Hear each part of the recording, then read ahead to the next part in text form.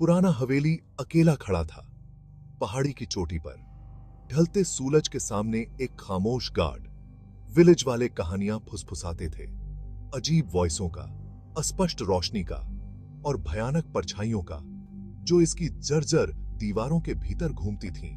कहा जाता था यह शापित है, बेचैन आत्माओं से हॉन्टेड। इसके ब्रोकनते हुए अग्रभाग के भीतर फंसे हुए कहानियां पीढ़ी दर पीढ़ी चली आ रही थीं। हर कहानी में डर की एक नई परत जुड़ती जाती है और इंट्रीग। बच्चों को चेतावनी दी गई थी, इसके पास कभी नहीं जाना। उनकी मासूम आइज डर को दर्शाता है, उनके एल्डर्सों द्वारा इंस्टिल्ड। हवेली बनी रही, एक चिंताजनक प्रेजेंस, एक लंबी छाया डाल रहा है सहेली विलेज के ऊपर। रवि ने कहानियों का उपहास किया, एक जवान मैन, जोश से भरपूर और रोमांच की थर्स्ट। उसने उन्हें केवल अंधविश्वास कहकर खारिज कर दिया। बूढ़ी पत्नियों की कहानियां बच्चों को फियर आने के लिए वॉटती। उनका संशय जगजाहिर था, वह अक्सर चुनौती देता था। विलेज के एल्डर्स सबूतों के लैक पर सवाल उठाते हुए उनके दावों का समर्थन करने के लिए। उसके दोस्त समान रूप से क्यूरियस उसे उकसाते रहेंगे, उसकी इच्छा को हवा देना, सच्चाई को उजागर करने के लिए। एक दिन रवि ने फैसला किया, वह खुद हवेली एक्सप्लोर, रहस्य को उजागर करें हमेशा के लिए। उसके दोस्त घबराहट और उत्तेजना का मिक्स उसके साथ जुड़ने का वचन दिया। जैसे जैसे गोदुष्टी बेला छा गई, सहेली में लंबी परछाई पड़ रही हैं। रवि और उसके दोस्त इकट्ठा हुए विलेज के किनारे पर। उनके चेवरिये घबराहट और यंगी के साहस का मिश्रण थे।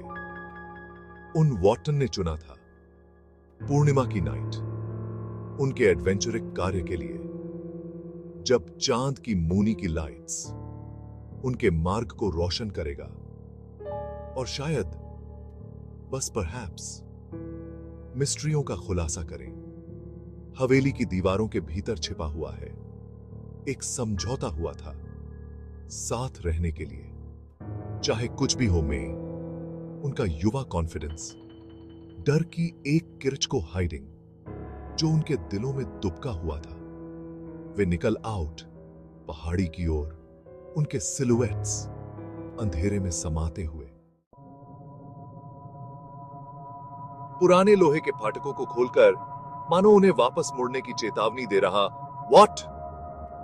पूर्णिमा की भयानक चमक में नहाया हुआ हवेली विशाल और भव्य दिखाई दे रहा था। सन्नाटा छाया हुआ था, केवल उनके अपने कदमों की आवाज से टूट रहा था। उन वट ने अंदर कदम रखा।